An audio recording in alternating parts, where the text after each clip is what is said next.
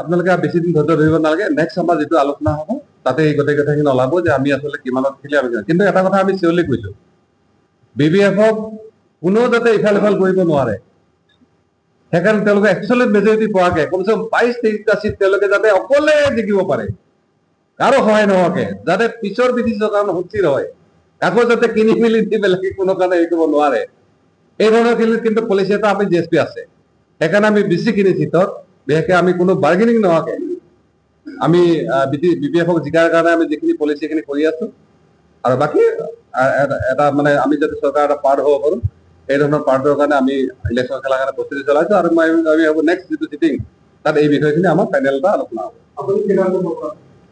চাওক, নৱশৰণীয়া ইলেকশ্যন খেলাৰ কথাটো কোনো কথা নাই। ইয়াৰ পিছত আকৌ MLA আহি আছে, গতিকে আমাৰ কাৰণে সময় যথেষ্ট আছে। এই সিদ্ধান্তটো BDC ৰাইজৰ ওপৰত। ইলেকশ্যনৰ মুহূৰ্তবিলাকত আপোনালোকে গম পাব কি হয় নহয়। যেনেকুৱা এতিয়া আপুনি দেখিছে যে আমাৰ কি কয় BPF-সকলে যেতিয়া আগৰ আমাৰ ex-MLA বা ৰানিং MLA বিলাকৰ বা কোনোবা MP আছিল তেওঁলোকৰ খেলা কথা চলি আছে। BJP আকৌ ওলাইছে, সেইদিনা ৰেখাৰাণী দাসবোৰৰ খেলা কথা আছে, আমাৰ বিশ্বজিৎ দৈমাৰী খেলা কথা ওলাইছিলে। হয়তো তেওঁ অলপ বেগ হয়, দীপেন বড়ো হয়তো তেওঁলোকে খেলাব পাৰে, এনেকুৱা ধৰণৰ এটা পলিচি চলি আছে। গতিকে তেনেকুৱা হ'লে হয়তো নৱশৰণীয়া বা এনেকুৱা ধৰণৰ মানুহবিলাক খেলিব লাগিব পাৰে, সেইটো কথা মই ডিনাই নকৰো। কিন্তু আজিলৈকে আমাৰ তেনেকুৱা একো আলোচনা হোৱা নাই।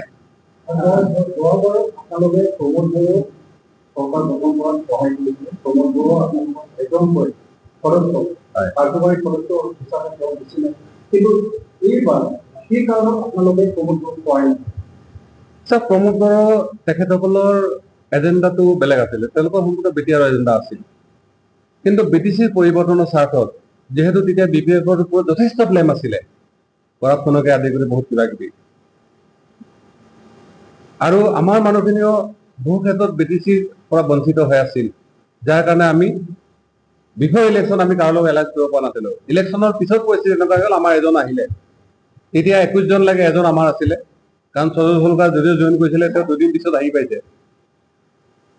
আৰু সেই সময়ত যেতিয়া নেতৃত্ব কথা পাতিলে, CM ডাঙৰীয়াও আমাক ক'লে বা প্ৰমোদ বড়ো ক'লে দাদা এনেকুৱা হ'ব লাগে। আমি আশা কৰিছো যে পৰিৱৰ্তন স্বাৰ্থত প্ৰমোদ বড়ো যদি আগবঢ়াই দিব পাৰে যায় এজন যুৱ মানে নেতা হিচাপে, আমিও ভাবিছিলো। কিন্তু যিখিনি এজেণ্ডা আছিল, এনেকুৱা আমি কৈছো বাউণ্ডাৰী কমিশ্যন হৈছিলে, তাত গাঁও কৰ্তনো আছিল, গাঁও মানে ইনক্লুড আছিলে। আমাৰ কোনো সন্দেহ নাছিল যে য'ত মেজৰিটি আমাৰ ট্ৰাইবেল বা বড়ো মানুহ আছে তাত সেইটো গাঁও অন্তৰ্ভুক্ত হওক। কিন্তু যিসকল আমাৰ ইমান ডিমাণ্ড আছিলে, য'ত এজনো ট্ৰাইবেল মানুহ নাই বা বড়ো মানুহ নাই, সেইখিনি গাঁও কটা কথা আছিলে। গতিকে এনেকুৱা বিলাকত তেওঁলোকে একো নকৰিলে। আৰু বিশেষকৈ আমাৰ শৰণীয়াসকলৰ যিটো ইছ্যু লৈ আমাৰ এগেইনষ্টে যিটো ষ্টেণ্ড তেওঁলোকে ল'লে, আৰু শৰণীয়াসকলক ST দিব দিয়াৰ ক্ষেত্ৰত প্ৰচাৰী কৰাৰ পিছত তেওঁলোকৰ মানুহবিলাক গৈ অফিচে যিটো বাধা দিলে, ইয়াৰ পিছত নৱশৰণীয়াৰ কোনো কাৰণতে APP-বিলাক ছাপোৰ্ট কৰিব পৰা পজিশ্যনটো নাছিল।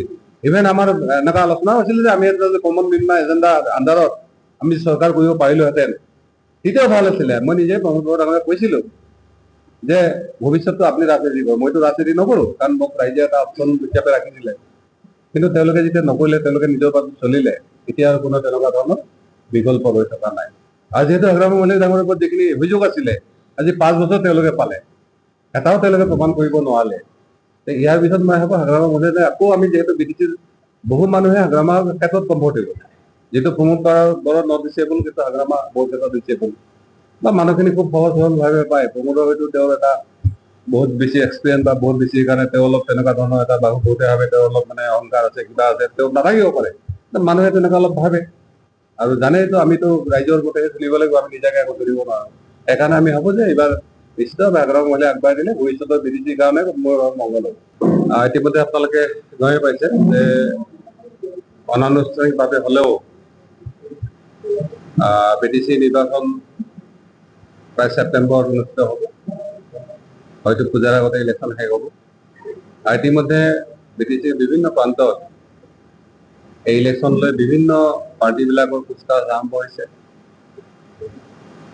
ইতিমধ্যে আমাৰ GSP ফালৰ পৰা আমাৰ কাউন্সিলত কেন্দ্ৰীয় অধিৱেশনত সিদ্ধান্ত হৈছিল যে এইবাৰ আমি অকলে ইলেকশ্যন খেলা সলনি BPF-ৰ লগত মিলিতভাৱে যাতে ইলেকশ্যন খেলো। আৰু সেই সিদ্ধান্তৰ পিছতে অনানুষ্ঠানিকভাৱে আমাৰ আলোচনা হোৱাৰ পিছতো আমি আনুষ্ঠানিকভাৱে আলোচনা হৈছোঁ। সেই আলোচনাত বিশেষকৈ আমাৰ এটা কথাত আমি অগ্ৰাধিকাৰ দিছোঁ যে এইবাৰ যাতে হাংগামা মহিলা ডাঙৰীয়া নেতৃত্বত BPFৰ চৰকাৰ হয় আৰু তাত যাতে GSP সহযোগী হয়। আৰু এবছলিউট মেজৰিটি যাতে আহে। আৰু আপোনালোকে ইতিমধ্যে BTC যিটো খবৰ আপোনালোকে সকলোৱে পায়।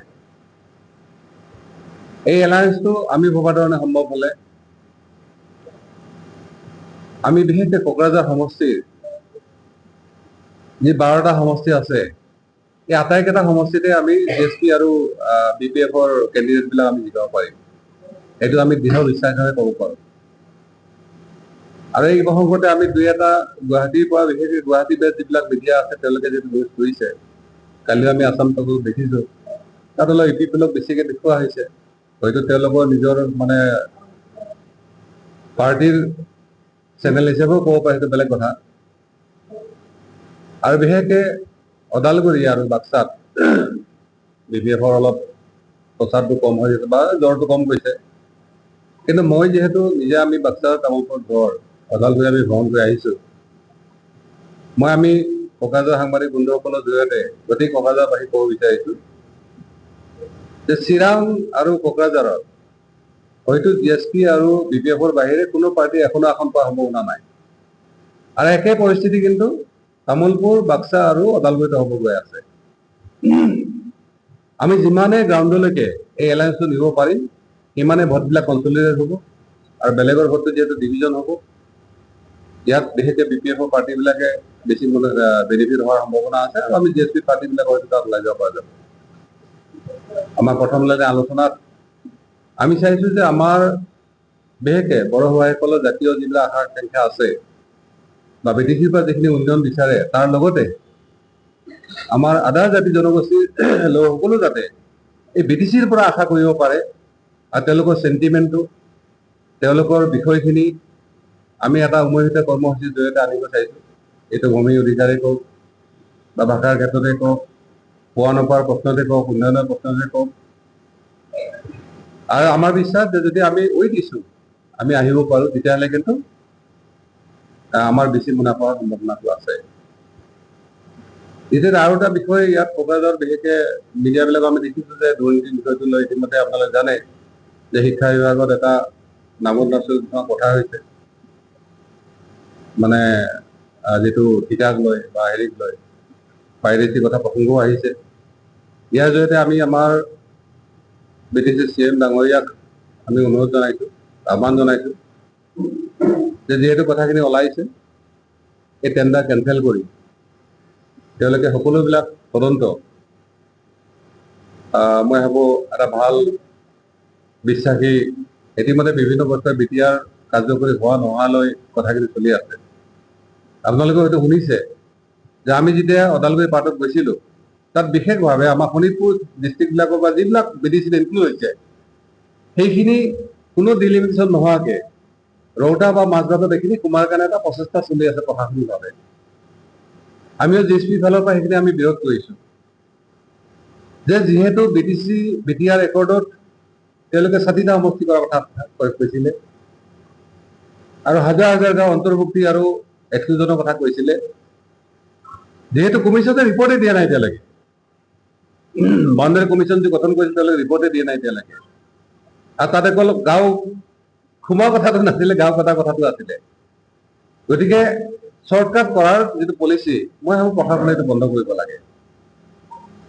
হয়তো EPFলে ভয়ো খাইছে যে যিহেতু ডিলিমিটেশ্যন নহ'লে, কমিশ্যনৰ মানে ৰিপৰ্ট নহ'লে বা গাঁও কৰ্টন হোৱাৰ গাঁৱতো কৰ্টনটো বাদ দিয়ক, গাঁও ইনক্লুড হোৱাৰ পিছত যদি BTCত নোসোমায়, তেতিয়া হয়তো তেওঁলোকৰ এটা মানে কি কয় ব্যৰ্থতা এটা থাকি যাব। সেইকাৰণে হয়তো তেওঁলোকে চৰ্চা কৰাৰ কথা কৈছে।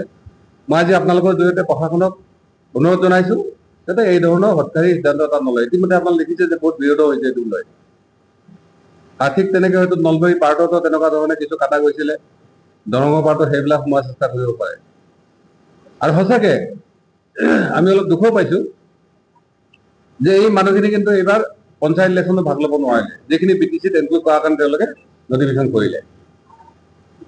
গতিকে মই অনুৰোধ যে BTC হৈ যোৱাৰ পিছত তেওঁলোকে ভোট দিব নাপালেও যিহেতু BTC তেওঁলোকে সোমাইছে, এটলিষ্ট তেওঁলোকৰ ডেভেলপমেণ্টৰ যিখিনি পইচা সেইখিনি যাতে পপুলেশ্যন ৱাইজত তেওঁলোকে এৰিয়া ৱাইজত তেওঁলোকে যাতে BTCক দিয়ে, এইটো কিন্তু মই আজি আপোনালোকৰ জৰিয়তে জনাইছো।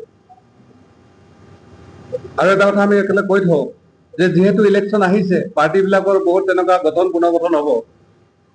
আমাৰ সাধাৰণ সভা যেতিয়া হৈ গ'ল চেণ্ট্ৰেল কাউন্সিল, আল্টিমেটলি আমাৰ গোটেই কমিটিবিলাক ডিজলভ হৈ গৈছে।